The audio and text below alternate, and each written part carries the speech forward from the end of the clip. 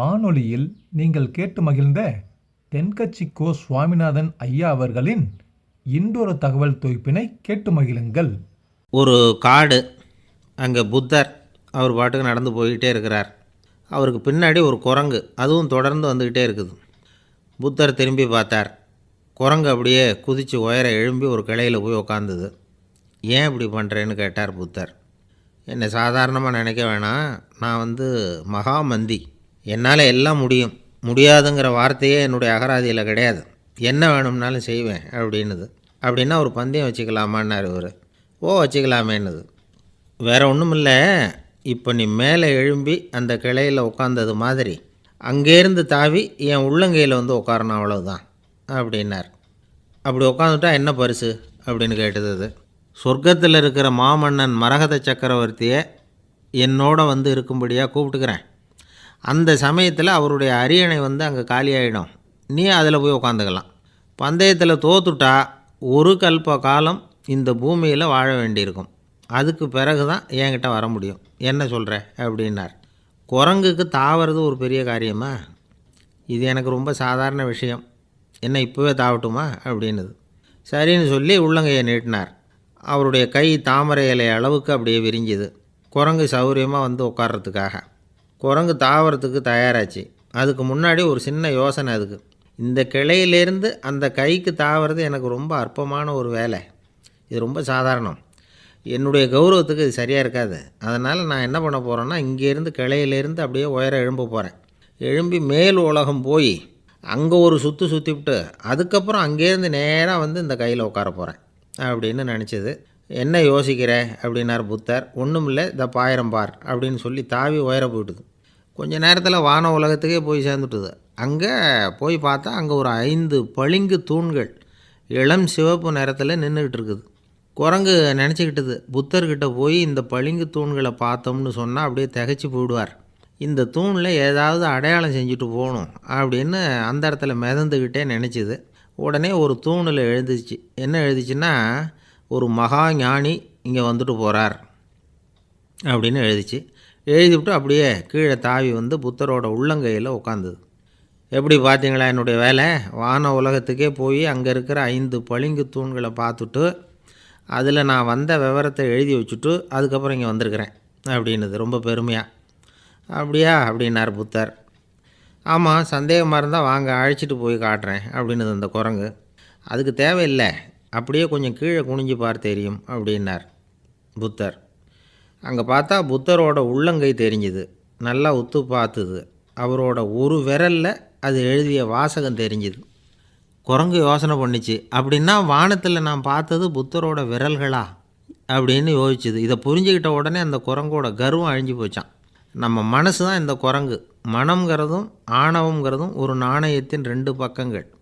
மனம் உள்ளவரை ஆணவமும் இருக்கும். மனம் அழிஞ்சாதான் ஆணவம் அழியும். மனம் அழிய வேண்டும் அப்படின்னு பெரியவங்க சொல்கிறது இந்த அர்த்தத்தில் தான். நம்ம ஆளுங்க சவால் விடுறதெல்லாம் வேறு மாதிரி. ஒருத்தன் ஒரு வாய்க்காலை தாண்டுறேன்னு பந்தயம் கட்டி தாண்ட முடியாமல் வாய்க்காலில் விழுந்து காலை உடச்சிக்கிட்டு கட்டு போட்டுக்கிட்டு வந்தான். ஏன்டா அப்படின்னு கேட்டாங்க. நான் பந்தயம் கட்டின நேரம் சரியில்லை அப்படின்னா. எப்படிறான்னு கேட்டிருக்காங்க. வாய்க்காலில் தண்ணி இருக்கிற நேரமாக பார்த்து பந்தயம் கட்டியிருக்கணும் அப்படின்னானா. ஒரு ஊரில் ஒரு ஞானி இருக்கிறார், ரொம்ப பெரிய ஞானி, ரொம்ப வயசாகிட்டுது. கடைசி காலத்தில் அவர்கிட்ட சில பேர் வந்தாங்க. உங்கள் குரு யார் அப்படின்னு கேட்டாங்க. அவர் நிமிர்ந்து பார்த்தார். எனக்கு ஆயிரக்கணக்கான குருமார்கள் உண்டு, அவங்க பேரெல்லாம் சொல்லணும்னா இந்த காலம் பத்தாது, ஆனால் முக்கியமான ஒரு 3 பேரை பற்றி மட்டும் உங்களுக்கு சொல்கிறேன் அப்படின்னாராம். அப்புறம் சொன்னார், அந்த 3 பேரில் ஒருத்தன் ஒரு திருடன். ஒரு சமயம் ஒரு பாலைவனம் வழியாக நான் போய்கிட்டு இருந்தேன். அப்போது வழி தவறி போய் ஒரு கிராமத்துக்கு போயிட்டேன். அது இருட்டு நேரம், நடு ராத்திரி, ஊரே உறங்கி போச்சு. அந்த நேரத்தில் ஒரு ஆள் மட்டும் ஒரு வீட்டு சுவத்தில் ஏதோ பண்ணி உள்ளே நுழையிறதுக்கு முயற்சி பண்ணிகிட்ருக்கிறான். அவங்கிட்ட போய் நான் இன்றைக்கி இங்கே எங்கே தங்க முடியும் அப்படின்னு கேட்டேன். அதுக்கு அவன், இந்த ராத்திரி வேளையில் அது ரொம்ப சிரமம், ஒரு திருடனோட உங்களால் தங்க முடியும்னா நீங்கள் என்னோட தங்கலாம் அப்படின்னா. நான் அவங்க கூட 1 மாதம் தங்கியிருந்தேன். ஒவ்வொரு நாள் ராத்திரியும் இப்போ நான் என்னுடைய வேலைக்கு போகிறேன், நீங்கள் ஓய்வு எடுத்துக்கோங்க அப்படின்னு சொல்லிவிட்டு போவான். அவன் திரும்பி வந்த உடனே உனக்கு ஏதாவது கிடச்சிதான்னு நான் கேட்பேன். அதுக்கு அவன் இன்றைக்கி ராத்திரி ஒன்றும் இல்லை, நாளைக்கு மறுபடியும் முயற்சி பண்ணுவேன் அப்படிம்பான். எப்பவும் அவன் நம்பிக்கை இழந்ததே கிடையாது, எப்பவும் சந்தோஷமாகவே இருப்பான். நானும் ரொம்ப காலமாக தியானம் பண்ணிக்கிட்டே இருந்தேன், ஒன்றுமே நடக்கலை. ஆனால் நான் என்ன பண்ணேன் தெரியுமா? மனசு வருத்தப்படும், நம்பிக்கை இழந்துருவேன். அப்போல்லாம் அந்த திருடனுடைய விடாமுயற்சி தான் ஞாபகத்துக்கு வரும். அதனால் அந்த திருடன் எனக்கு ஒரு குரு. என்னுடைய 2வது குரு யாருன்னா அது ஒரு நாய். இது எப்படின்னா, ஒரு சமயம் எனக்கு ரொம்ப தாகமாக இருந்தது. ஒரு நதியை நோக்கி போய்கிட்டு இருந்தேன். அப்போ ஒரு நாயும் வந்தது, அதுக்கும் தாகம். ஓடி வந்து ஆற்றை பார்த்துது. அதோட நிழல் வந்து ஆற்றுல தெரிஞ்சுது. அதை பார்த்ததும் பயந்துட்டுது. அதாவது அது தன்னுடைய சொந்த உருவத்தையே கண்டு பயந்தது. அதை பார்த்து குறைக்குது, திரும்பி ஓடிச்சு. ஆனால் அதுக்கு தாகம் அதிகமாக இருந்ததுனால அது மறுபடியும் திரும்பி வந்தது. பார்த்தா மறுபடியும் தண்ணியில் நாயோட உருவம் தெரியுது. இப்படி சில தடவை பண்ணிச்சு. இருந்தாலும் கடைசியில் தண்ணியில் குதிச்சுட்டுது துணிஞ்சி. இப்படி குதித்த உடனே அதோட உருவமும் மறைஞ்சுட்டுது. இதை பார்த்தேன். நான் என்ன புரிஞ்சுக்கிட்டேன்னா, எவ்வளவு தான் பயம் இருந்தால் கூட ஒருத்தன் தைரியமாக காரியத்தில் இறங்கணும் அப்படிங்கிறத புரிஞ்சுக்கிட்டேன். இந்த போதனை அந்த நாய்கிட்ட இருந்து எனக்கு கிடைச்சிது. இது ஒன்று. அடுத்தது என்னுடைய 3வது குரு யாருன்னா அது ஒரு சின்ன குழந்தை. நான் ஒரு சமயம் ஒரு நகரத்துக்கு போனேன். அங்கே ஒரு குழந்தை எரிகிற மெழுகுவத்தி ஒன்று எடுத்துக்கிட்டு வந்தது. நான் அந்த குழந்தைய பார்த்து வேடிக்கையாக கேட்டேன், ஏன் பாப்பா இந்த மெழுகுவத்தியை நீயாவே கொளுத்துனியா அப்படின்னு கேட்டேன். ஆமான்னுது அந்த குழந்தை. சரி, இந்த மெழுகுவத்தி முன்னாடி எரியாமல் இருந்தது, இப்போ எரியுது. இந்த மெழுகுவத்திக்கு வெளிச்சம் எங்கேருந்து வந்தது, அதை எனக்கு காட்ட முடியுமா அப்படின்னு கேட்டேன் அந்த குழந்தைகிட்ட. இதுக்கு அந்த குழந்தை சிரிச்சுக்கிட்டு அந்த மெழுகுவத்தியை ஊதி அணைச்சுட்டுது.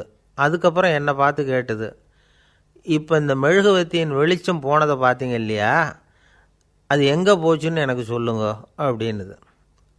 அந்த குழந்தை இப்படி கேட்டதும் என்கிட்ட இருந்த ஆணவம் அழிஞ்சுட்டுது. நான் படித்ததெல்லாம் அந்த வினாடியில் சுக்கு நூறாக போயிட்டுது.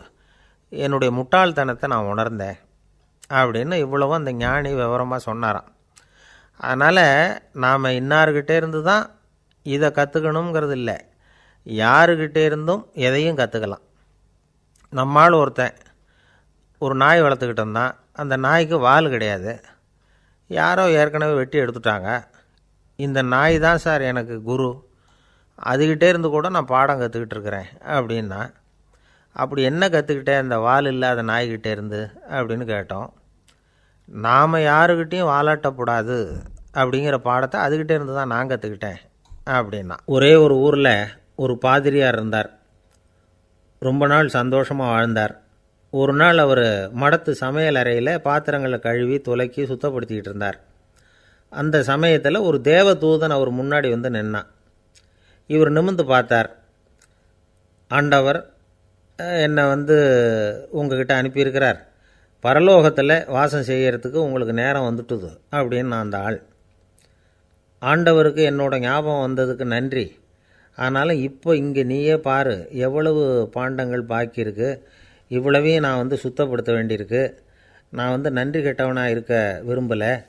இந்த பணியை முடிக்கிற வரைக்கும் என்னுடைய பரலோக வாழ்வை தள்ளி வைக்க முடியுமா, நீ என்ன நினைக்கிற அப்படின்னு கேட்டார். தேவதூதன் தனக்கே உரிய விவேகத்தோட அன்போட பாதிரியாரை பார்த்தான். சரி, என்ன செய்யலாம்ங்கிறத அப்புறம் சொல்கிறேன் அப்படின்னு சொல்லிவிட்டு புறப்பட்டு போயிட்டான். ஒரு நாள் அந்த பாதிரியார் தோட்டத்தில் உள்ள களைகளையெல்லாம் ஒரு களை கொத்தியால் கொத்தி களை எடுத்துக்கிட்டு இருக்கிறார். அந்த சமயத்தில் இந்த தேவதூதன் மறுபடியும் அவர் முன்னாடி நிற்கிறான். பாதிரியார் பார்த்தார். இதை பாரு, இந்த தோட்டம் பூராவும் எவ்வளவு களை மண்டி கிடக்கு, பரலோகம் கொஞ்ச காலம் எனக்காக பொறுத்திருக்கலாம்னு நீ நினைக்கிறியா அப்படின்னு கேட்டார். தேவதூதன் சிரிச்சுக்கிட்டே மறுபடியும் மறைஞ்சிட்டான். மறுபடியும் அவர் களை எடுக்கிறது, தானிய களஞ்சியத்துக்கு வர்ணம் பூசுறது, இப்படிப்பட்ட வேலைகளில் ஈடுபட்டிருக்கார். இன்னொரு நாள் ஒரு மருத்துவமனையில் நோயாளிகளை கவனிச்சிக்கிட்டு ரொம்ப தீவிரமாக இருக்கிறார் அந்த பாதிரியார். ஒரு நோயாளியோட தாகத்துக்கு தண்ணீர் கொடுத்துட்டு நிமிர்ந்து பார்க்குறப்போ தேவதூதன் மறுபடியும் அவர் முன்னாடி நிற்கிறான். இந்த தடவை பாதிரியார் தன்னலமற்றவராக பேரன்பை காட்டக்கூடிய வகையில் தன்னுடைய 2 கைகளையும் உயர்த்தியபடி தேவதூதனின் கவனத்தை பிணியால் வாடக்கூடிய நோயாளிகளின் பக்கம் திருப்பினாராம். தேவதூதன் ஒன்றும் சொல்லலை, மறைஞ்சிட்டான். அன்னைக்கு சாயந்தரம் பாதிரியார் மடத்தில் உள்ள தன்னுடைய அறைக்கு போய் இளைப்பாறினார். யோசித்து பார்த்தார். தேவதூதனின் விருப்பத்தையும் பல நாள் தள்ளி போட்டு வந்ததையும் அவர் ரொம்ப நினச்சி பார்த்தார். திடீர்னு தான் முதுமை அடைகிறதையும் சோர்வு அடைகிறதையும் உணர்ந்தார். ஆண்டவரை நினச்சார். ஆண்டவரே, உம்முடைய தூதனை மறுபடியும் என்கிட்ட அனுப்புனா நான் சந்திக்கிறதுக்கு ஆவலாக இருக்கேன் அப்படின்னு சொல்கிறப்பவே தேவதூதன் பக்கத்தில் நின்னான். பாதிரியார் நிமிர்ந்து பார்த்தார். நீ இப்போவே என்னை அழைச்சிக்கிட்டு போக விரும்பினா நான் பரலோகத்துக்கு வர்றதுக்கு தயாராக இருக்கேன்னார். தேவதூதன் அந்த பாதிரியாரை அன்போடவும் விவேகத்தோடவும் பார்த்து, நீங்கள் என் கூட பரலோகத்துக்கு வர்ற தயாராக இருக்கிறதா சொல்கிறீங்க, ஆனால் நீங்கள் இது வரைக்கும் வேறு எங்கே இருந்ததா நினைக்கிறீங்க அப்படின்னானு. அப்படின்னா இது வரைக்கும் இருந்த இடம்தான் பரலோகம் அப்படிங்கிறத உணர்த்தியிருக்கிறான். பரலோகம்னா என்னென்னு புரிஞ்சுக்கிறதுக்கு இந்த சம்பவம் நமக்கு உதவியாக இருக்குது. தொண்டு செய்கிறத விட பெரிய செயல் வேறு எதுவும் இருக்க முடியாது. அது நம்ம மனசுக்கு கொடுக்குற சுகத்தை வேறு எதுவும் கொடுக்க முடியாது. நாம் தொண்டு செய்கிற இடம்தான் அந்த புண்ணிய இடம். ஆனால் இந்த காலத்துல எல்லாம் நாம் தொண்டு செய்யணும்னு நினச்சி ஏதாவது ஆரம்பித்தா கூட அதை ஒரு மாதிரியாக சுற்றி நின்று வேடிக்கை பார்க்க ஆரம்பிச்சிடுறாங்க. ஒரு பெரியவர் அப்படி தான் ஒரு தொண்டு செஞ்சுக்கிட்டு இருந்தார். ஒரு கோவில் கட்டிக்கிட்டு இருந்தாங்க. அதில் ஒரு இடத்துல ஒரு பலகையை வச்சு ஆணி அடிக்கிற வேலையை செஞ்சுக்கிட்டு இருந்தார் அந்த பெரியவர். ஒரு சின்ன பையன் அதை ரொம்ப ஊக்கமாக அக்கறையாக கவனிச்சிக்கிட்டு இருந்தான். பெரியவர் இதை கவனித்தார். என்னப்பா பார்க்குற, உனக்கும் இது மாதிரி தொண்டு செய்யணும்னு ஆசையாக இருக்கா அப்படின்னு கேட்டார். அதுக்கு அந்த பையன் சொல்கிறான், அப்படி இல்லைங்க, நீங்கள் ஆணி அடிக்கிறப்போ கையில் சுத்தியால் அடிச்சுக்கிட்டா எப்படி துடிப்பீங்க, எப்படி கத்துவீங்கன்னு தெரிஞ்சுக்கிறதுக்காக அதை பார்க்கணும்னு ஆசை, அதுக்காக தான் காத்துக்கிட்டு இருக்கேன் அப்படின்னு நானும். ஒரு அம்மா, அவங்களுக்கு 35 வயசு இருக்கும். குடும்பத்தில் எந்த கஷ்டமும் இல்லை. இருந்தாலும் காரணம் இல்லாமல் பிள்ளைங்க பேரில் கோவப்படுறது, எரிஞ்சு விடுறது அவங்க வழக்கம். பிள்ளைங்க அழும். உடனே அவங்க மனசும் சங்கடப்படும். இன்னொரு அம்மா, நல்ல வேலையில் இருக்கிறவங்க, வாரத்துக்கு ஒரு தடவையாவது தலைவலி வந்துடும். இவங்களுக்கெல்லாம் உடம்புல எந்த கோளாறும் இல்லை, மனசு மட்டும் சரியாக இருக்காது. தூக்க மாத்திரை கையில் வச்சுருப்பாங்க. 30-35 வயசுடைய பெண்களுக்கு சர்வசாதாரணமாக காணப்படுகிற மனக்கோளாறு இது. இதுக்கு பேர் மனவாட்டம், டிப்ரெஷன், மனமடிவு அப்படின்னு சொல்லலாம். இந்த நோய்க்கு அறிகுறி என்ன தெரியுமா? மனசில் வருத்தமான உணர்வு இருக்கும். அடிக்கடி அழலாம் போல தோணும். முன்னால் எல்லாம் எந்தெந்த செயலில் ஆர்வம் இருந்ததோ அதெல்லாம் குறைஞ்சிரும், அல்லது சுத்தமாகவே ஆர்வம் இல்லாமல் போயிடும். சில பெண்கள் இளம் வயசில் பக்கத்தில் இருக்கிறவங்க கிட்ட கலகலப்பாக பேசுவாங்க, வீட்டை அலங்கரிக்கிறதுல ஆர்வம் இருக்கும். இப்போ அதிலெல்லாம் ஆர்வம் இல்லாமல் போயிடும். எந்த வேலை செஞ்சாலும் சீக்கிரம் களைப்பு அடைஞ்சுடுறது மாதிரி ஆகிடும். நமக்கு யாருமே உதவியாக இல்லை, நம்ம எல்லோரும் கை விட்டுட்டாங்க போல் இருக்குதே அப்படிங்கிற உணர்வுலாம் உண்டாகும். தன்னைத்தானே குறை சொல்லிக்குவாங்க. நாம் தப்பு பண்ணிவிட்டோம் போல் இருக்குதே அப்படின்னு தோணும். குற்றம் பண்ணிட்டதா நினச்சி கஷ்டப்படுவாங்க. பசி இருக்காது, தூக்கத்தில் தொந்தரவு இருக்கும். அடிக்கடி செத்து போடலாங்கிற உணர்வு வரும். தற்கொலை பண்ணிக்கலாங்கிற எண்ணம் உண்டாகும். சில பேர் தற்கொலை முயற்சியில் கூட ஈடுபடுவாங்க.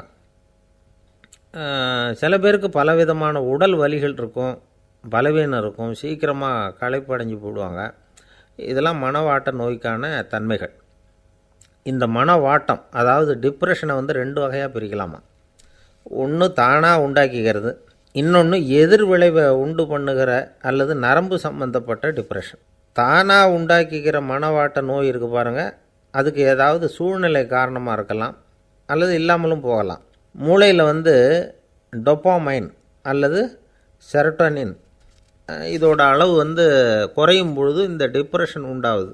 இதுக்கு ஓரளவு பிறவி காரணங்கள் கூட இருக்கலாம். குடும்பத்தில் வேறு சிலருக்கும் வரலாம். பாதிக்கப்பட்ட பெண்ணை பார்க்குறதுக்கு பலவீனமாக தெரியும், கடுமையான குற்ற உணர்வு இருக்கும், தனியாக இருக்கிறதுக்கு ஆசைப்படுவாங்க, நடு ராத்திரியில் எழுந்திரிச்சு உட்காந்து கஷ்டப்பட்டுக்கிட்டு இருப்பாங்க, கொடூரமான முறையில் தற்கொலை பண்ணிக்க முயற்சி பண்ணுவாங்க, தீ வச்சுக்கிறது, அமிலத்தை குடிக்கிறது, தூக்கில் தொங்குறது. இப்படி தானாக வரவழைச்சிக்கிற மனவாட்ட நோய் மறையக்கூடிய நோய். ஒரு தடவை வந்தால் 3லேருந்து 6 மாதம் வரைக்கும் நீடிக்கும். இடைப்பட்ட காலங்களில் நோயாளி இயல்பாக இருப்பார்.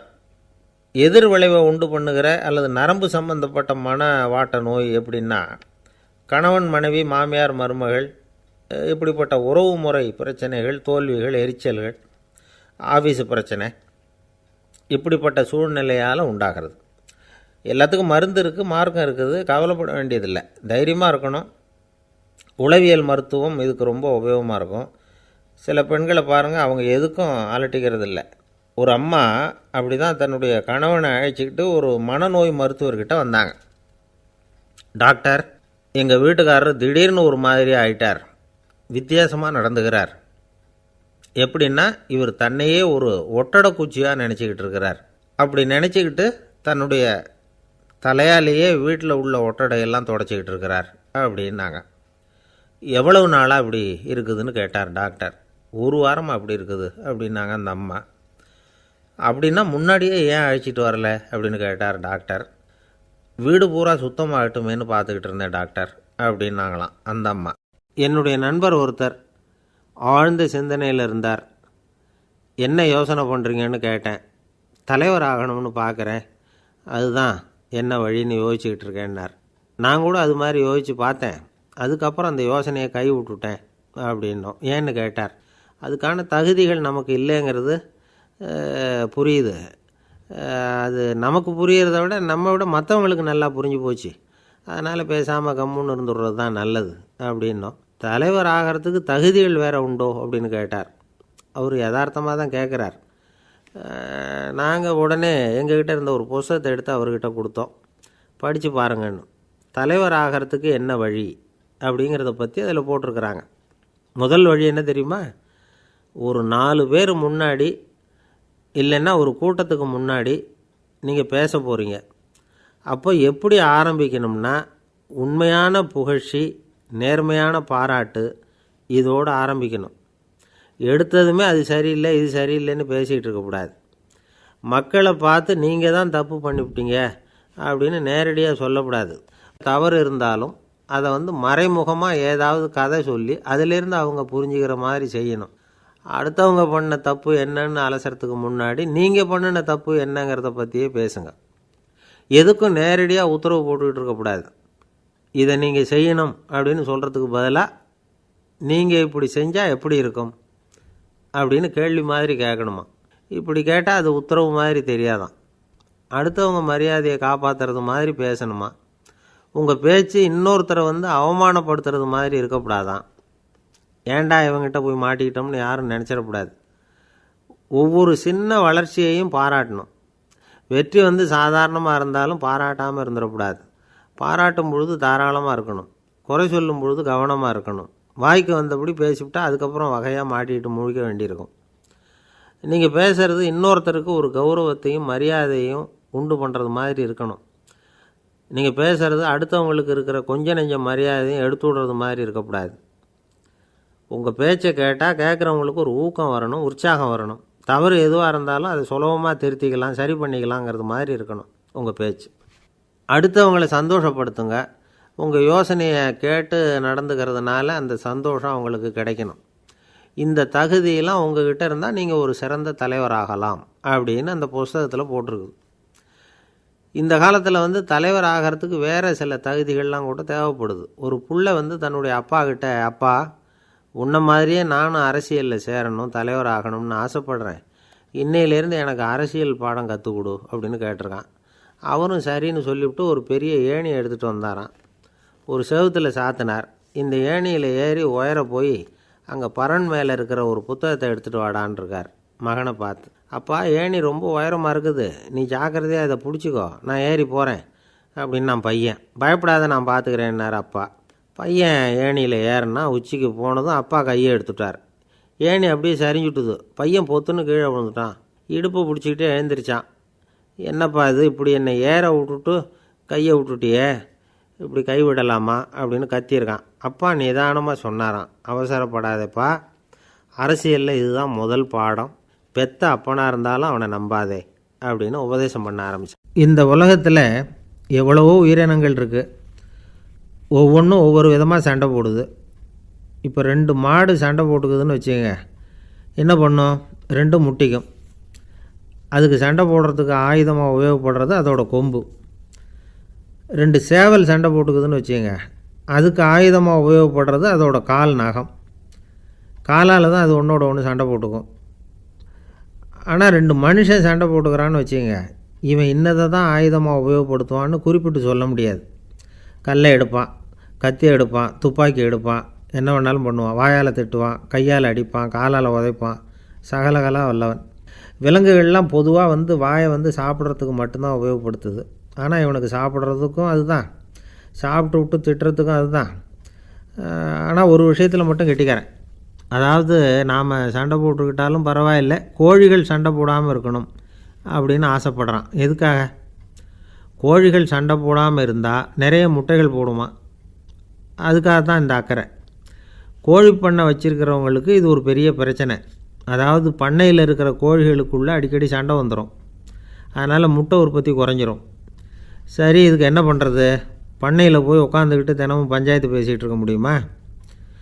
அமெரிக்காவில் கோழி பண்ணை வச்சுருக்கிற ஒருத்தர் இதை பற்றி யோசனை பண்ணி பார்த்தாராம். ஒரு வழியையும் கண்டுபிடிச்சிருக்கார். கோழிக்கெல்லாம் மூக்கு கண்ணாடி மாட்டி விட்டுட்டோம்னா அது சண்டை போடுற குணம் குறைஞ்சிரும், முட்டை அதிகமாகிடும். அந்த கண்ணாடியில் உள்ள லென்ஸு சிவப்பு நிறத்தில் இருக்கணும், அவ்வளவுதான் அப்படின்னு அவர் கண்டுபிடிச்சாராம். இது ஏற்கனவே நடைமுறையில் கண்டுபிடிக்கப்பட்ட ஒரு விஷயம். ஆனால் எல்லா கோழிக்கும் சிவப்பு மூக்கு கண்ணாடி எப்படி மாட்டி விட்றது? அப்படியே மாட்டி விட்டாலும் அது நழுவாமல் இருக்கணுமே. இப்போ நாமெல்லாம் நடு விரலால் மூக்கு கண்ணாடி நடுவில் தொட்டு அப்படி ஸ்டைலாக சரி பண்ணிக்கிறோம். அது மாதிரி கோழி எப்படி சரி பண்ணிக்கும்? இதுதான் பிரச்சனை. இதுக்கு அவர் என்ன வழி கண்டுபிடிச்சாருன்னா, கோழிக்கெல்லாம் மூக்கு கண்ணாடிக்கு பதிலாக விழியொட்டு வில்லைகள், காண்டாக்ட் லென்ஸ், அதை பொருத்தி விட்டா என்ன அப்படின்னு யோசனை பண்ணார். அதே மாதிரி பண்ணார். அதே மாதிரி செஞ்சு பார்த்தார், வெற்றி.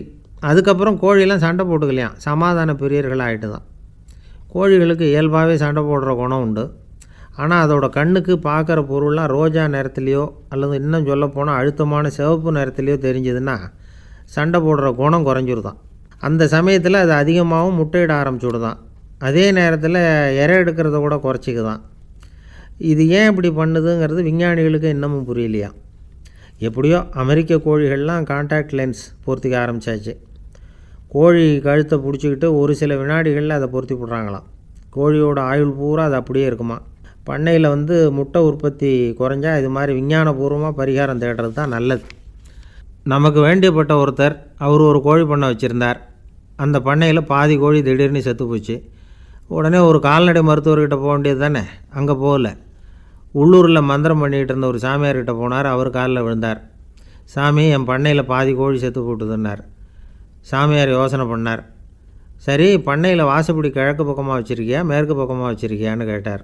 கிழக்கு பக்கமாக இருக்குன்னார் அவர். அதுதான் தப்பு, மேற்கு பக்கமாக அதை மாற்று, சரியாக போடும்னாராம். அதே போல் இவர் போய் மாற்றிவிட்டார். அப்பவும் பாதி செத்து போச்சு. மறுபடியும் சொன்னார், சாமி மறுபடியும் பாதி கோழி செத்து போட்டுதேன்னார்.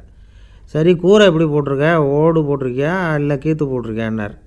ஓடு போட்டிருக்கேன்னாராம் அவர். அதுதான் தப்பு, கீத்து போட்டுரு, சரியாக போடும்னாராம். சரின்னு போய் அதையும் மாற்றி பார்த்தார். மறுபடியும் போயிட்டுது, கோழி செத்து போச்சு. வந்தார். மறுபடியும் பாதி செத்து போச்சு சாமின்னு வந்தார். இவரும் யோசனையை மாற்றி மாற்றி சொல்லிகிட்டே இருக்கிறார். இப்படி அவரும் மாற்றி மாற்றி பார்த்தார். 6வது தடவையாக அவரை தேடிட்டு வந்தார். அந்த சமயத்தில் இவர் ரொம்ப தீவிரமாக யோசனை பண்ணி பார்த்துட்டு, அது சரிப்பா, நீயும் என்கிட்ட சளைக்காமல் வந்துக்கிட்டு இருக்கிற, நானும் யோசனை சொல்லிகிட்ருக்கேன். இப்போவும் உங்ககிட்ட சொல்கிறதுக்கு என்கிட்ட யோசனை நிறையா இருக்குது. ஆனால் சோதிக்கிறதுக்கு உங்ககிட்ட கோழி இல்லையே, என்ன பண்ணுறது அப்படின்னாராம். அன்பாக இருக்கணும்னு அநேக பெரியவங்க சொல்லியிருக்கிறாங்க. நாமளும் அதை கேட்டுவிட்டு அன்பு காட்டுறதுக்கு தயாராக தான் இருக்கிறோம். அதை வாங்கிறதுக்கு தான் ஆளை காணும். இருந்தாலும் அன்பில் எத்தனையோ வகை உண்டு. அதை சரியாக புரிஞ்சுக்கிட்டு அதுக்கப்புறம் அன்பு காட்ட ஆரம்பிக்கணும். வகையை புரிஞ்சிக்காமல் அன்பு காட்டினா வம்பில் மாட்டிக்க வேண்டியது தான். அன்புன்னா சாதாரணமாக நினச்சி விடாதீங்க. அதில் எவ்வளோ விதம் தெரியுமா? இரக்கம், கருணை, காருண்யம், பந்துத்துவம், பட்சம், பாசம், நேசம், விசுவாசம், அபிமானம், காதல், பக்தி, இப்படி பல விதமாக அதை பற்றி சொல்லி வச்சுருக்கிறாங்க பெரியவங்க. இந்த வார்த்தைகள்லாம் நாம் கேள்விப்பட்டது தான். இருந்தாலும் அதுகளுக்குள்ளே என்ன வித்தியாசம்னு கேட்டால் சரியாக சொல்ல தெரியாது. அதனால் இந்த வார்த்தைகளுக்கெல்லாம் பெரியவங்க என்ன விளக்கம் சொல்கிறாங்கன்னு இப்போ பார்க்கலாம். எளியவர்கள் மேலே செலுத்துகிற அன்பு இருக்குது பாருங்கள், அதுக்கு இரக்கம்னு பேர். அறிவு பலம், சரீர பலம், இது ரெண்டும் இல்லாதவங்க மேலே, அதாவது வலிமையற்றவர்கள் மேலே செலுத்துகிற அன்பு இருக்குது பாருங்கள், அதுதான் கருணை. எறும்புலேருந்து யானை வரைக்கும் சகல ஜீவராசிகள் மேலேயும் காட்டுற அன்புக்கு காருண்யம்னு பேர், ஜீவகாருண்யம். சிபி சக்கரவர்த்தி காட்டின அன்பு இந்த ரகம். உறவினர்கள், சொந்தக்காரங்க, அவங்க வசதியாக இருந்தாலும் வறுமையில் இருந்தாலும் வித்தியாசம் இல்லாமல் காட்டுற அன்பு இருக்குது பாருங்கள், அதுக்கு பேர் பந்துத்துவம். ஒரு எஜமானன் வேலையாள்கிட்ட காட்டுற அன்பு இருக்கு பாருங்க, அதுக்கு பேர் தான் பட்சம். அவனும் தன்னை மாதிரி மனுஷன்தாங்கிற நினப்பு வேணும். ஒரு தாய் தன்னுடைய குழந்தை மேலே, ஒரு குழந்தை தன்னுடைய தாய் மேலே செலுத்துகிற அன்புக்கு பாசம்னு பேர். ஈருடல் ஓர் உயிர்னு நினைக்கிறது இது. ராமரும் கௌசலையும் இதுக்கு உதாரணம். தம்மை ஒத்த நண்பர்கள்கிட்ட செலுத்துகிற அன்புக்கு நேசம்னு பேர். வயசு, செல்வம், அந்தஸ்து இந்த வித்தியாசமெல்லாம் பார்க்காம அவங்க சுகதுக்கத்தில் சமபங்கு எடுத்துக்கிறது இது. கிருஷ்ணன் குசேலர்கிட்ட காட்டினது இந்த ரகம். வேலை செய்கிறவன் முதலாளிகிட்ட காட்டுற அன்புக்கு விசுவாசம்னு பேர். தேசத்து மேலேயும் தாய்மொழி பேர்லையும் செலுத்துகிற அன்புக்கு அபிமானம்னு பேர். தேசாபிமானம்னு சொல்கிறோமே இதுதான். ஒரு கணவன் மனைவி பேரில் காட்டுற அன்புக்கு காதல்னு பேர். கடவுள் பேரில் செலுத்துகிற அன்புக்கு பக்தின்னு பேர். இப்படி அன்புல பல ரகம் இருக்கிறப்போ அதில் உள்ள வித்தியாசம் தெரியாமல் இடம் மாற்றி அன்பு காட்டினா இடைஞ்சல் தான். சரி, இந்த அன்பை பற்றி விஞ்ஞானம் என்ன சொல்லுது தெரியுமா? இதயத்தை பாதுகாக்கிறதுக்கு முக்கியமாக தேவைப்படுற ஒன்று இந்த அன்பு தான்னு சொல்லுது. நெதர்லாந்து விஞ்ஞானிகள் இதை ஆராய்ச்சி பண்ணியே கண்டுபிடிச்சிருக்கிறாங்க. கொஞ்சம் முயல் குட்டிகளை 2 பிரிவாக பிரித்தாங்க. 2 குரூப்புக்கும் கொழுப்பு அதிகமாக உள்ள ஆகாரத்தையே கொடுத்துக்கிட்டு வந்தாங்க. ஆனால் ஒரு குரூப்புக்கு வெறுமன ஆகாரத்தை கொடுத்ததோடு சரி, இன்னொரு குரூப்பு முயல்களுக்கு ஆகாரம் கொடுத்ததோடு நிறுத்திக்கல. அதுக்கு முன்னாடி கூண்டுகளை திறந்து விட்டு முயல்களை கொஞ்ச நேரம் எடுத்து கொஞ்சி விட்டு அதுக்கப்புறமா ஆகாரம் கொடுத்தாராம் ஆராய்ச்சியாளர். இந்த குரூப்புக்கு இதய பாதிப்பு 60% குறைச்சலாக இருந்துதான். சில நோயாளிகளுக்கு ஹார்ட் அட்டாக் வந்தாலும் அதை தாங்கிக்கிட்டு குணமாகிற சக்தி அதிகமாக இருக்குது. இது எப்படின்னு ஆராய்ச்சி பண்ணி பார்த்துருக்குறாங்க. அவங்கெல்லாம் மனைவி தன் பேரில் ரொம்ப அன்பாக இருக்கிறதாக நினைக்கிறவங்களாம் இருக்கிறாங்களாம். இதய நோயாளிகள் பல பேரை சந்தித்து இதய நோய் ஏற்பட என்ன காரணம்னு கேட்டிருக்கிறாங்க. அவங்க சொன்ன காரணம்லாம் சாப்பாடு சம்மந்தமாக இல்லையா, மனைவி அன்பா இல்லை, இப்படிப்பட்ட காரணத்தை தான் சொல்கிறாங்களாம். அதனால் இதயத்தை பாதுகாக்கணும்னு நினைக்கிறவங்க அடுத்தவங்க அன்பாக இருக்கிறது மாதிரி பார்த்துக்குங்க, அதுதான் முக்கியம். ஒருத்தர் முகம் பூரா பிளாஸ்டரி போட்டுக்கிட்டு வந்தார். ரொம்ப கோபமாக, என்னங்க ஆச்சுன்னு விசாரித்தேன். எல்லாம் உங்களால் தான் சார்னார். விவரமாக சொல்லுங்களேன். என்ன உங்கள் தகவலை கேட்டுட்டு ஒரு பூனைக்குட்டியை கையில் எடுத்தேன், அன்பாக அதை தடவி கொடுக்கறதுக்காக. ஆனால் அது முந்திக்கிட்டது, அது என் முகத்தை தடவி கொடுத்துட்டுது, முகம் பூரா நகை கீறல், அதுதான் இப்படி அப்படின்னார்.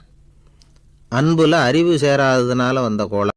அமெரிக்க ஜனாதிபதி ஆப்ரஹாம் லிங்கன் ஒரு நாள் தன்னோட கோச்சு வண்டியில் தலைநகரான வாஷிங்டனுக்கு போயிட்டுருக்கிறார். கோச்சு வண்டி ஒரு சாலையில் போயிட்டுருக்கு. அந்த சாலைக்கு ஒரு பக்கத்தில் பயங்கரமான சதுப்பு நிலம். சதுப்பு நிலம்னா அது புதைகுழி, புதை மணல்ங்கிறோம்ல, அது மாதிரி. அந்த சதுப்பு நிலத்தில் யாராவது மாட்டிக்கிட்டா அவ்வளோதான், ஆளை கொஞ்சம் கொஞ்சமாக உள்ளே அமுக்கிவிடும், தப்பிச்சு கரையிறது கஷ்டம். அப்படிப்பட்ட நிலம் அது. ஆப்ரஹாம் லிங்கன் ஏதோ ஒரு முக்கியமான அரசாங்க வேலையாக போயிட்டு திரும்பி வந்துக்கிட்டு இருக்கிறார். அதனால் அந்த சமயத்தில் அவர் விலை உசந்த ஆடைகளை அணிஞ்சிருக்கிறார். அப்படி அவர் அந்த கோச்சு வண்டியில் வந்துக்கிட்டு இருக்கிறாரு. அந்த சமயத்தில் ஒரு காட்சி அவர் கண்ணில் பட்டுட்டுது. என்ன தெரியுமா? ரோட்டுக்கு பக்கத்தில் இருந்த சதுப்பு நிலத்தில் ஒரு இளம் பன்றிக்குட்டி சிக்கிக்கிட்டு தவிச்சிக்கிட்டு இருக்குது, பரிதாபமாக கத்திக்கிட்டு இருக்குது. அதை பார்த்தார் லிங்கன். அவருக்கு என்ன மாதிரி ஆயிட்டுது. உடனே வண்டியை நிறுத்த சொன்னார். கீழே இறங்கினார். தன்னோட விலை உசந்த ஆடைகளை பற்றி லட்சியம் பண்ணவே இல்லை. தனக்கே ஆபத்து வரலாம்ங்கிறத பற்றியும் கவலைப்படலை. தான் ஒரு குடியரசுத் தலைவருங்கிறத பற்றியும் அவர் நினச்சி பார்க்கல. நேராக அந்த சதுப்பு நிலம் பக்கமாக போனார். அந்த சேத்துல இறங்கி பன்றிக்குட்டியை காப்பாற்றி கரைக்கு கொண்டுகிட்டு வந்து சேர்த்துட்டார். அதுக்கப்புறம் நிம்மதியாக கோச்சு வண்டியில் ஏறி வெள்ளை மாளிகைக்கு வந்து சேர்ந்தார். ட்ரெஸ்ஸு, உடம்பு பூரா சேறு சகதி. பார்க்குறவங்களுக்கெல்லாம் ஆச்சரியமாக போச்சு. அவங்களுக்கு ஒன்றும் புரியல. இவர் நேராக ட்ரெஸ்ஸு மாற்றிக்கிறதுக்காக போனார். கோச்சு வண்டி ஓட்டிகிட்டு வந்தவங்கிட்ட போய் எல்லோரும் கேட்டாங்க என்ன ஆச்சு அப்படின்னு. அவர் வர்ற வழியில் நடந்த விவரத்தை சொன்னார். ஆப்ரஹாம் லிங்கனுடைய இந்த இறக்க குணத்தை எல்லாரும் பாராட்டினாங்களாம், புகழ்ந்தாங்களாம். ஆனால் இதுக்கு லிங்கன் என்ன பதில் சொன்னார் தெரியுமா? தயவு பண்ணி இந்த புகழ்ச்சியான பேச்சையெல்லாம் ஒதுக்குங்க, அதெல்லாம் வேணாம். அந்த சின்ன பிராணி சகதியில் மாட்டிக்கிட்டு துடிச்சிக்கிட்டு இருந்தது, அதை பார்த்தேன்.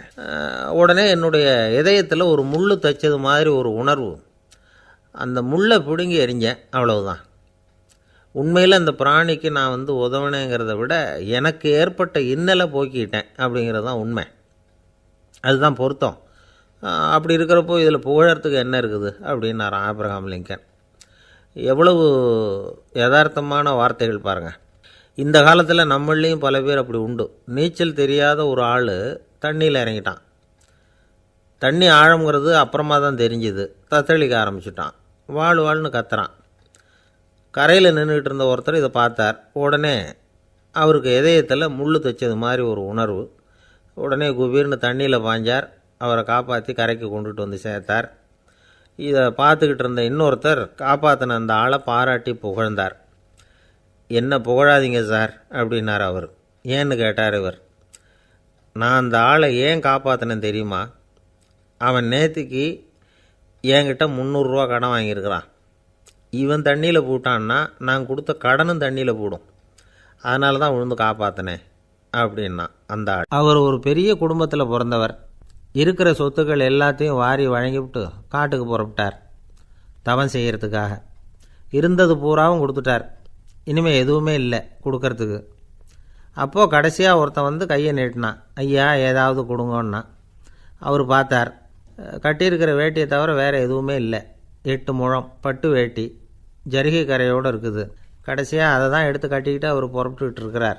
அவர் பார்த்தார். எதிரில் அவன் பரிதாபமாக நின்றுக்கிட்டு இருக்கிறான். அந்த 8 முழ வேட்டியை 2ஆக கிழிச்சார்.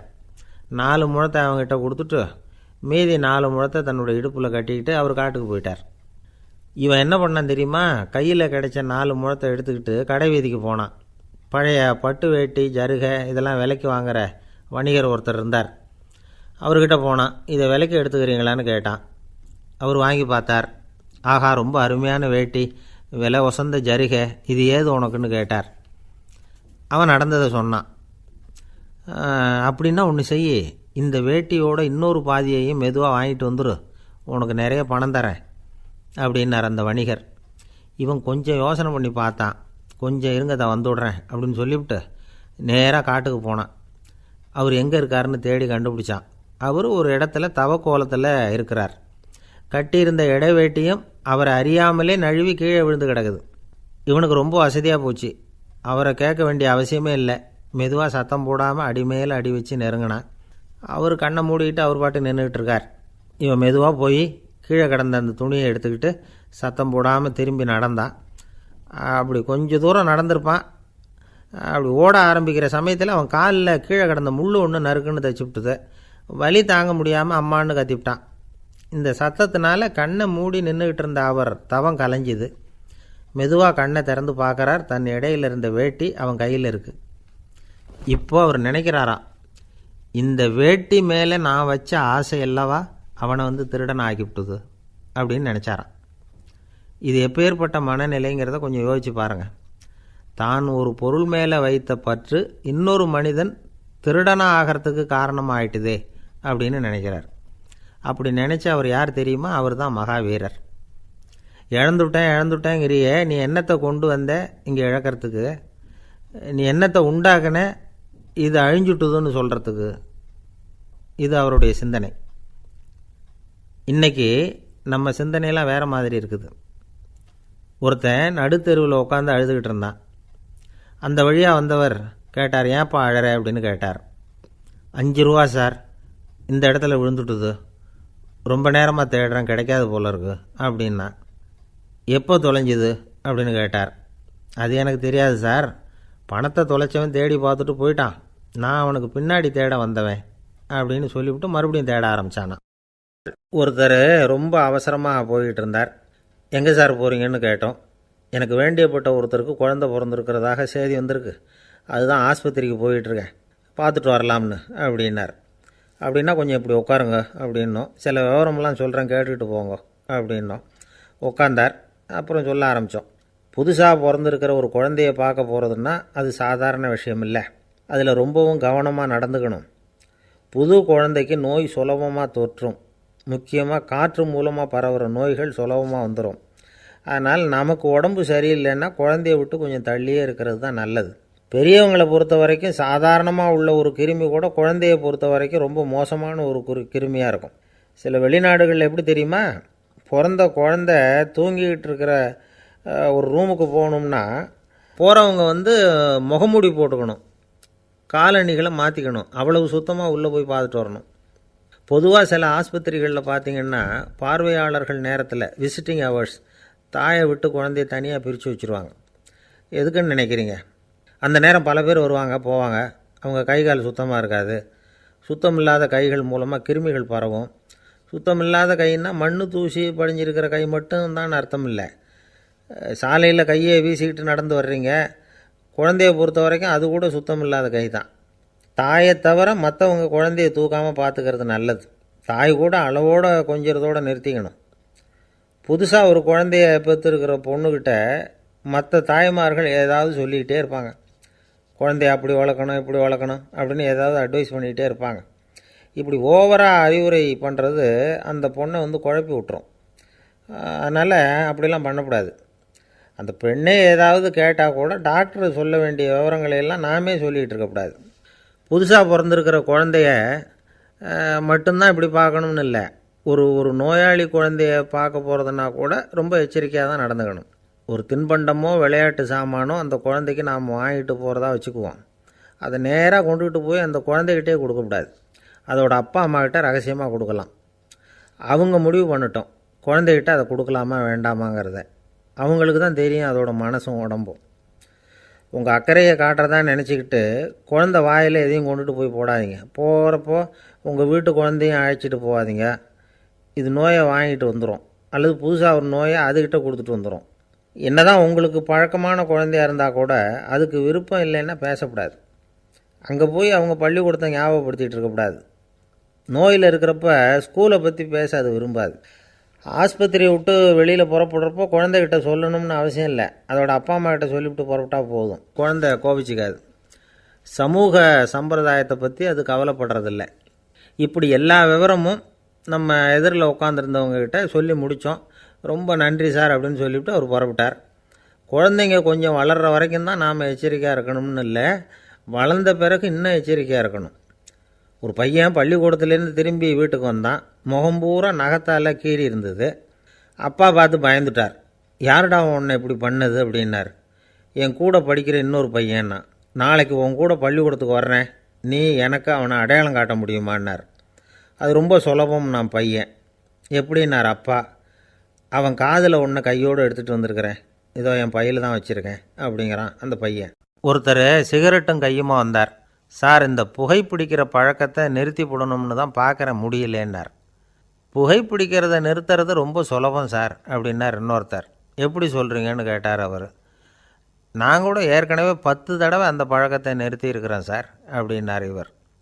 இதிலேருந்து என்ன தெரியுது? புகைப்பழக்கத்தை திடீர்னு விட்டு விடுறதுங்கிறது ரொம்ப கஷ்டம்னு தெரியுது. இருந்தாலும் இது சம்பந்தமான ஆராய்ச்சி, அனுபவம், இது ரெண்டையும் அடிப்படையாக வச்சு சில வழிமுறைகளை சொல்கிறாங்க. அதாவது புகைப்பிடிக்கிறத நிறுத்துறதுக்கு 10 வழிகள் உண்டு அப்படின்னு சொல்கிறாங்க. அது என்னங்கிறத தெரிஞ்சுக்கிட்டால் உபயோகப்படுதான்னு பார்க்கலாமே. முதல் கருத்து என்னென்னா, கொஞ்ச நாளைக்கு புகைப்பிடிக்கிற நண்பர்களை விட்டு விலகி இருக்கணும். இதனால் புகைப்பிடிக்கிற ஆசை குறையும். அந்த பழக்கத்தை மறுபடியும் ஆரம்பிக்கக்கூடாதுங்கிற எண்ணம் உறுதிப்படும். ரெண்டாவது கருத்து, புகைப்பிடிக்கிறதை எதிர்த்து தீவிரமாக பிரச்சாரம் செய்ய ஆரம்பிச்சிடணும். அது அடுத்தவங்களுக்கும் உபயோகப்படும், உங்களுக்கும் உபயோகப்படும். உங்கள் உள்ளுணர்வை அது தூண்டும், உங்களை உறுதி கொள்ள வைக்கும். மூன்றாவது கருத்து என்னென்னா, தினமும் 2 தடவை குளிக்கணும். எப்படி தெரியுமா? முதல்ல வெது வெதுப்பான தண்ணீர், அப்புறம் குளிர்ந்த தண்ணீர், இப்படி மாறி மாறி குளிக்கணுமா. நாலாவது கருத்து, உடற்பயிற்சிகள் செய்யணும். மூச்சு வாங்குகிற மாதிரியான பயிற்சிகள் ரொம்ப நல்லதான். பிராணாயாமம் அப்படிங்கிற மூச்சு பயிற்சி ரொம்ப நல்லதுங்கிறாங்க. அப்புறம் 5வது கருத்து, சாப்பாடு மிதமாக இருக்கணும், சீராக இருக்கணும். பச்சை காய்கறிகள், பழங்கள் சாப்பாட்டில் சேர்த்துக்கலாம். அடிக்கடி கொஞ்சம் கொஞ்சமாக சாப்பிட்டு ரத்தத்தில் சர்க்கரையின் அளவை பராமரிக்கணும். இது நரம்புகளை அமைதிப்படுத்தும். 6வது கருத்து என்னென்னா, ரொம்ப நேரம் பசியோடு இருக்கக்கூடாது. புகைப்பிடிக்கிறத நிறுத்த முயற்சி செய்யும் பொழுது எடை குறைப்பு நடவடிக்கைகளை மேற்கொள்ளக்கூடாது. 7வது கருத்து, காப்பி, தேநீர், மதுபானம், அப்புறம் போதைப் பொருள்கள் கலந்த உணவுகள் இதெல்லாம் வேணாம். புகைப்பிடிக்கிறத அதெல்லாம் ஊக்கப்படுத்தும். கடுகு, மிளகு, அப்புறம் காரமான பொருள்களை தவிர்க்கணும். உப்பு அளவை குறைக்கணும். தினமும் 10 குவளை தண்ணீராவது குடிக்கணும். வெறும் தண்ணி புகைப்பிடிக்கிற ஆவலை தணிக்குதான். 8வது கருத்து, கையில் வந்து சிகரெட்டு புகையில ஏதாவது இருந்தால் உடனே தூக்கி எறிஞ்சிருங்க. அது கையில் இருக்கிற வரைக்கும் புகைப்பிடிக்கிற ஆசை வந்துக்கிட்டே இருக்கும். 9வது கருத்து என்னென்னா, இறை நம்பிக்கை உள்ளவங்க புகைப்பிடிக்கிற எண்ணம் வர்றப்போவெல்லாம் பிரார்த்தனை செய்ய ஆரம்பிச்சுடலாம். 10வது கருத்து, உங்களுக்கு ரொம்பவும் வேண்டியவங்க யாரோ அவங்கக்கிட்ட எல்லாம் நீங்கள் புகைப்பிடிக்கிறத நிறுத்தி விட்டதாக சொல்லிவிடுங்க. இந்த 10 வழிகளையும் கடைபிடிக்க ஆரம்பிச்சுட்டா புகைப்பிடிக்கும் பழக்கத்தை நிறுத்தி விடலாம் அப்படின்னு சொல்கிறாங்க அனுபவப்பட்டவங்க. முயற்சி பண்ணி பார்க்கலாம். ஒரு முக்கியமான இடத்துல நின்றுக்கிட்டு இருந்தார் ஒருத்தர். அங்கே வந்த இன்னொருத்தர், ஏன் சார் இந்த இடத்துல சிகரெட் பிடிக்கலாமா அப்படின்னு அனுமதி கேட்டார். இந்த இடத்துல சிகரெட் பிடிக்கக்கூடாதுங்க அப்படின்னாரு இவர். நீங்கள் இப்படி சொல்கிறீங்க, ஆனால் இந்த இடத்துல கீழே நிறைய சிகரெட் துண்டுகள் கிடக்குதே, அவங்கெல்லாம் யார்? அவங்கெல்லாம் உங்கள் மாதிரி என்கிட்ட அனுமதி கேட்காதவங்க அப்படின்னாராம் இவர். ஒரு தெருவில் சில சிறுவர்கள் விளையாடிக்கிட்டு இருந்தாங்க. ஏதோ ஒரு உயரமான கல்லை நடுத்தெருவில் வச்சு அதை சுற்றி சுற்றி ஓடி வந்துக்கிட்டு இருக்கிறாங்க. அது என்ன விளையாட்டோ அவங்களுக்கு தான் தெரியும். கொஞ்ச நேரம் அப்படி விளையாடிக்கிட்டு இருந்தவங்க விளையாடி முடித்ததும் அந்த கல்லை நடுத்தெருவில் அப்படியே விட்டுட்டு அவங்கவுங்க வீட்டுக்கு ஓடி போயிட்டாங்க. அதுக்கப்புறம் அந்த வழியாக 2 பெண்கள் பேசிக்கிட்டே வந்தாங்க. பேச்சு சுவாரஸ்யத்தில் நடுத்தெருவில் இருந்த அந்த கல்லை கவனிக்கலை. காலில் இடிச்சுட்டுது, லேசாக ரத்தம் வந்துட்டுது, வலி தாங்கலை. காலில் இடிச்சுக்கிட்ட பொண்ணு திட்ட ஆரம்பிச்சுட்டுது. வர வர ஊர் உலகம் ரொம்ப கெட்டு போச்சு, யாருக்கும் பொறுப்பே கிடையாது பாரு, இப்படி நடுத்தருவில் பொறுப்பு இல்லாமல் இப்படி கல்லை போட்டு வச்சுருக்குறாங்களே, இது நியாயமா அப்படின்னு சொல்லி இந்த சமூகத்தை கடுமையாக விமர்சனம் பண்ணிக்கிட்டு அவங்க போயிட்டாங்க. கொஞ்ச நேரம் கழித்து ஒரு வாலிபன் அந்த வழியாக வந்தான். அந்த கல்லை பார்த்தான், நின்னான், ஒரு நிமிஷம் யோசனை பண்ணான், என்ன பண்ணலாம்னு பார்த்தான். தன்னுடைய வீரத்தையும் பலத்தையும் காட்டணும்னு நினச்சான். பின்னாடி போனான். அப்புறம் வேகமாக ஓடி வந்து ஒரு சின்ன ஹை ஜம்ப் அப்படியே துள்ளி குதித்தான். துள்ளி குதித்து தாண்டி அந்த பக்கமாக போய் விழுந்தான். அப்படியே விசில் அடிச்சுக்கிட்டு அவன் பாட்டுக்கு நடந்து போகிறான். அடுத்தபடியாக ஒரு காதல் ஜோடி அந்த வழியாக வந்தது. நடுத்தெருவில் கல் கண்ணில் பட்டது. அவங்க 2 பேரும் ரொம்ப நெருக்கமாக சேர்ந்து வந்துக்கிட்டு இருக்கிறாங்க. நடுவில் கல் இருக்கிறதுனால கொஞ்ச நேரம் 2 பேரும் விலகி மறுபடியும் இந்த பக்கம் வந்து சேர்ந்து போகணும். கொஞ்ச நேரம் நாம் பிரிய வேண்டி இருக்குதே அப்படின்னு வருத்தத்தோடு முணுமுணுத்துக்கிட்டே இந்த பக்கம் வந்தாங்க. அதுக்கப்புறம் வழக்கம் போல் சேர்ந்து அவங்க பாட்டுக்கு எதிர்காலத்தை பற்றி கற்பனை பண்ணிக்கிட்டே போயிட்டாங்க. கடைசியாக அந்த வழியாக பார்வை இல்லாத ஒருத்தர் வந்துக்கிட்டு இருக்கார். அவர் கையில் வழக்கமாக வச்சுருக்கிற அந்த ஊன்றுகோல், கையில் இருக்கிற அந்த ஊன்றுகோலால் தனக்கு முன்னாடி அப்படியும் இப்படியும் அப்படியே தட்டிக்கிட்டு பார்த்துக்கிட்டே அவர் மெதுவாக நடந்து வந்துக்கிட்டு இருக்கிறார். வழியில் இருக்கிற அந்த கல் தட்டுப்பட்டுது. உடனே நடுத்தெருவில் ஒரு கல் இருக்குங்கிறத அவர் புரிஞ்சுக்கிட்டார். உடனே குனிஞ்சார். அந்த கல்லை தடவி பார்த்து எடுத்தார். தெரு ஓரமாக கொண்டுட்டு போய் போட்டார். அதுக்கப்புறம் அவர் பாட்டுக்கு அவர் வழியில் நடந்து போனார். இப்போது இதில் பல பேர் வந்தாங்க போனாங்க. இவங்களில் பார்வை உள்ளவங்க யார், பார்வை இல்லாதவங்க யார்? இப்படி ஒரு கேள்வி கேட்டால் என்ன பதில் சொல்ல முடியும்? கொஞ்சம் யோசித்து பார்த்தா இன்றைக்கி பல பேர் இப்படி தான் இருந்துக்கிட்டு இருக்கிறோம். ஒரு ஆள் பார்க்குறதுக்கு பெரிய மனுஷன் மாதிரி இருக்கார். ஒரு தெரு வழியாக நடந்து வந்துக்கிட்டு இருந்தார். இருட்டு நேரம். வழியில் ஒரு பெரிய கல் கிடந்தது, கருங்கல். பார்த்தார். கொஞ்ச நேரம் யோசித்தார். போய் தூக்கி பார்த்தா ரொம்ப கனமாக இருந்தது. இன்னொரு ஆள் சேர்ந்தால் தான் தூக்க முடியும். இவர் உடனே ரோட்டோரமாக போய் ஒரு மரத்தடியில் உட்காந்துக்கிட்டார். 2 பக்கமும் பார்த்துக்கிட்டே இருக்கார், யாராவது வர்றாங்களான்னு. கொஞ்ச நேரத்தில் ஒருத்தர் வந்தார். இவருக்கு தெரிஞ்சவர். என்னங்க இந்த நேரத்தில் இங்கே உட்காந்துருக்குறீங்கன்னு கேட்டார் அவர். அதோ அந்த கருங்கல் அப்படின்னு சுட்டி காட்டினார். ஓ, அதை தூக்கி ஓரமாக போடணுமா? வாங்க 2 பேரும் தூக்கலான்னார் வந்தவர். நான் அதுக்காக உட்காந்துருக்கலேன்னார் இவர். பின்ன வேறு எதுக்காகன்னார் அவர். ஒரு மனுஷன் கருங்கல்லில் காலை இடிச்சுக்கிட்டான்னா எப்படி துள்ளுவான்னு பார்க்கணுங்கிறது எனக்கு ரொம்ப நாளாக ஒரு ஆசை. அதுக்காக தான் உட்காந்துருக்கிறேன் அப்படின்னாராம்.